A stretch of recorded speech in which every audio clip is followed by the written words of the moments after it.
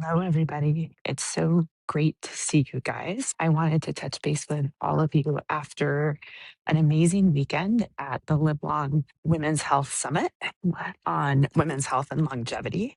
I was so fortunate to be able to attend and to be able to participate, hosting a panel with Dr. Stacy Sims, Roma Vanderwalt, and Rebecca Rush, talking about muscle and building muscle and the best ways to do that and why it's so important. But I wanted to give you the highlights of just an amazing event and just the energy that was in the room with over 2,000 women, all interested and passionate about their health, about longevity, about community. So the summit kicked off on Friday afternoon with my dear friend, Dr. Stacy Sims, giving the keynote, just really talking about two things that I found really interesting, which one was not so much about the changes with sex hormones, which there was a lot of information and great information about, but really what our chromosomes dictate. So just to back up and break that down a little bit, women are XX for this conversation. We now know that that is not holding true across the board, but for this conversation, we're going to say women are XX and men are XY. And what their new research in muscle is actually finding is muscle contraction relies on a couple proteins working together, actin and myosin. And as we age as women, that connection starts to degrade. And it's not due to estrogen deficiency. It's actually secondary to our XX chromosome. So what's really interesting though is lucky for us that lifting heavy things helps to restore that. And so Dr. Sims spent a lot of time talking about that and teaching us all about why lifting for strength and power is so important to help those actin and myosin filaments continue to interact correctly so we can have strong contraction. So then let's break down strength versus power. So strength, how strong we are, what we can lift. Power is strength plus speed. And why is that important? Well, if we think about it, we lose our fast twitch muscles as we age. Women, again, more than men. And we need those fast twitch muscles to keep us from falling, to help us catch things. They help us balance. And so if you think about it, remember when you were young and you were tripped and you could recover, right? You would take those few fumbling steps, your arms would be out, you would be ready in case you fall. If you've ever seen an older person fall, they hit the ground like that. And that's because we've lost power. We've lost those fast twitch muscles and our ability to respond to imbalance. So another reason to lift heavy things and to lift heavy things in compound movements, which helps with power, which means combining a squat to a press. Other things that help with power, plyometrics. Other things that help with power is sprint work. So all of those things are key to help keeping those fast twitch muscles and helping us develop not only strength, but power as well. And then one of the other amazing things that we spent a lot of time this weekend talking about is what heavy lifting is doing to our brains, especially the female brain. And there's been some new research that has come out that is linking lifting heavy to adaptation of our prefrontal cortex, which is that part of our brain that's responsible for our executive functioning, our decision making, and it's also part of our brains that tend to atrophy with dementia. So what they found is increased neuroplasticity in the prefrontal cortex in subjects that were lifting heavy weights. So again, I know I don't need to convince all of you how important this is, but just another few key indicators of why staying strong and staying powerful are so important as we get older. Dear friend Dr. Vonda Wright was there. It was so great to catch up with her. She gave another amazing talk on living an unbreakable lifestyle. I'm excited that she's going to be back with us at Canyon Ranch this summer, putting on another great retreat, and having some personal time with her again will be really fun. Her life and her work is dedicated to bone health, but it's also dedicated to community and advancing women's health. And I just continue to applaud all of the progress that she's making there. Uh, Other great speakers, Dr. Amy Killen was there, Dr. Jessica Shepard was there. Really just, really great information on ovarian aging and what our friends at the Buck Institute are really leaning into with what that means, and technology and advancements to help slow and or reverse ovarian aging.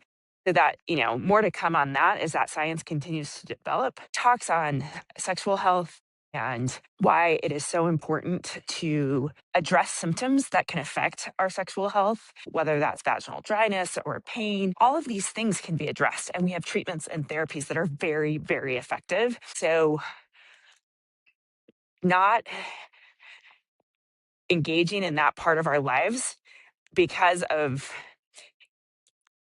pain, because of discomfort, because of recurring infection, uh, is there's treatment available that's really effective and safe. And Dr. Javid from Stripes was there, and she gave a great sexual wellness roundtable that was packed, standing room only. So, a lot of great research going on in these areas. Again, women do not need to silently suffer, and there are options. So talk to your doctors about that. And the list just goes on and on of incredible people. Stacy's interview with the amazing Jane Fonda, and just listening to her stories, and she's still out there advocating for women's health. It was just an incredible, incredible weekend. And I was so fortunate to be on stage with Stacy and the amazing Rebecca Rush. For those of you who don't know Rebecca, she has been a professional athlete for 35 years.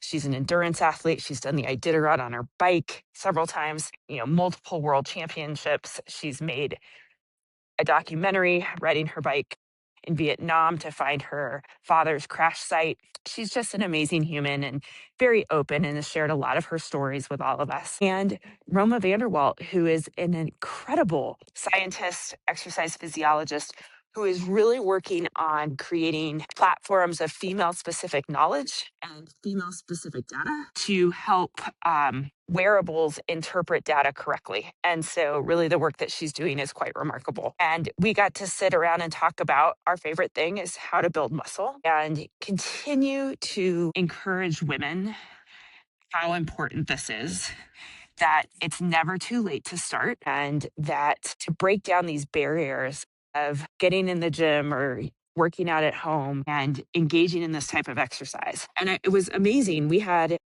Canyon Ranch had a booth at the event where we had well over 500 women come through to test their grip strength. And I know we've talked about this multiple times on this podcast. Grip strength is probably the best proxy that we have for total body strength. And so to be able to test their grip strength with us and talk about getting stronger and building muscle. And so many women came up to me and said, gosh, I just love Pilates, or I love yoga. And don't stop doing those things. Those things are great. But we also need to add a different stimulus, right? And I think that's true for all of us, that changing the stimulus that goes into our bodies is really important. It keeps our brains sharp. It keeps activity fresh. It keeps us challenged, right? And I had an amazing young woman come up to me, and she's like, I don't want to lift any heavier weights. And I asked her why. And she's like, I just feel like I'm strong enough. And I said, I think that's great, right? She was young. She was in the gym lifting weights, really an expert at Pilates. And I said, follow your metrics and follow your data. And if you start to see changes that you are moving in the wrong direction, then increase your weight.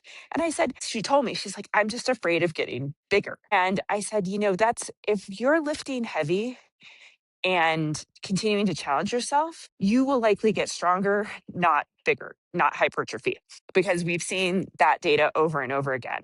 And so it was just great to have all of these one-on-one interactions, to meet with all of these remarkable humans, and to continue to try to help women get over this hurdle of getting into the gym and lifting up something heavy, or at home lifting up something heavy, and being able to preserve that function. And of course, we never get through nor should we get through a women's longevity summit without talking about hormones, and without talking about the increased recognition of safety of hormones, the continued recognition of more and more benefits of hormones, to continue to break down the misconceptions that certain groups cannot take hormones. And so it was great to have Dr. Sharon Malone and many others really give us an update on that, because I still think despite all of our efforts, and we will continue our efforts, there is so much misinformation about hormones that continues to be out there.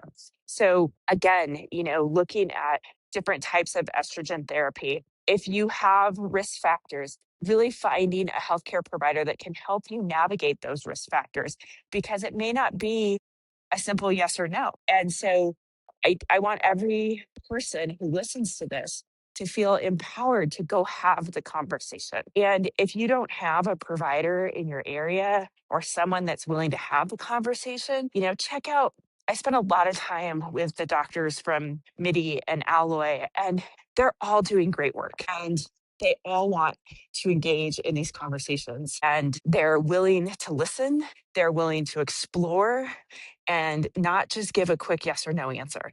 So I really encourage all of you who might still be struggling with this to reach out to a company like that, because they want to help. And I think my main takeaway from the entire weekend was this sense of community, the sense of collaboration. And I will tell you, there were probably 5 men in the room, and kudos to those men for being there. But these women lifting each other up, asking great questions, supporting each other in their journeys.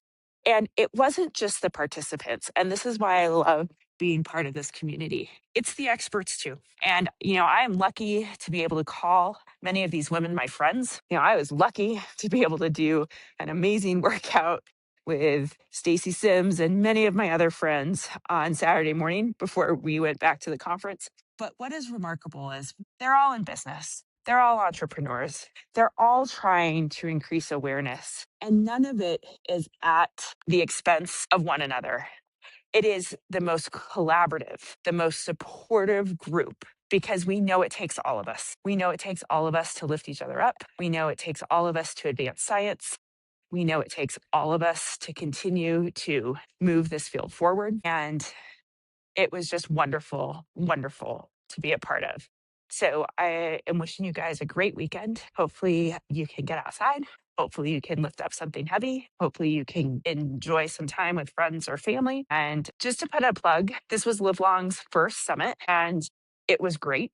They are planning their second summit on women's health and longevity in the Boston area in October. So if this is something that looks interesting to you, please check it out. Again, it's all about supporting one another and learning and spreading high quality, evidence backed information that's free from the noise, and really giving a lot of time for the audience and the participants to ask questions. I really enjoyed that aspect of this summit. It wasn't just experts sitting in a green room and then being whisked back out of the summit. These experts were gracious with their time and generous with their time, and sat and took questions and hosted roundtable discussions, and really allowed for some intimate and personal conversations to happen. And you just sometimes don't see that at a summit this size. And so I would encourage people to look into it for the October event, especially if you're going to be on the East Coast. So anyway, obviously I'm home. Beautiful Park City. I'll turn around, look at the mountains here for a second. Back to a beautiful day. Thanks for sticking with me while I took a little walk after being on an airplane all day. And I wish you all well. And we will be back together with Lindsley soon. And we'll take care. Bye.